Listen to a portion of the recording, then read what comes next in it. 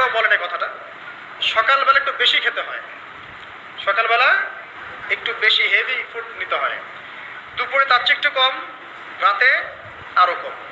আর আমাদেরটা উল্টা, কিন্তু সকালে অল্প একটু, দুপুরে একদম বিশাল, রাতের বেলা আরও বিশাল, নাকি?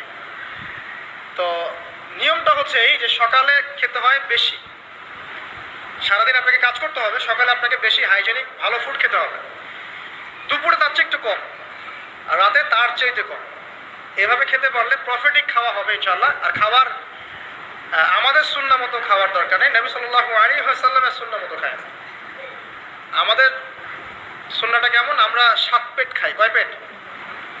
7 পেট। যদি পেটের মধ্যে কিছু জায়গা ফাঁকা থাকে সেটাও কিছু মিষ্টি দিয়ে ঢুকায় সাবার পেটে ভর্তি করতে হবে, এটা আর কি চ্যালেঞ্জ, পেটটা ভর্তি করতে হবে। আর নবী সাল্লাল্লাহু আলাইহি ওয়াসাল্লাম খেতেন এভাবে যে পেটটাকে 3 ভাগ করতেন, 1 ভাগ খাবার খেতেন, 1 ভাগ তিনি পানীয় পান করতেন, আর 1 ভাগটা ফাঁকা রাখতেন।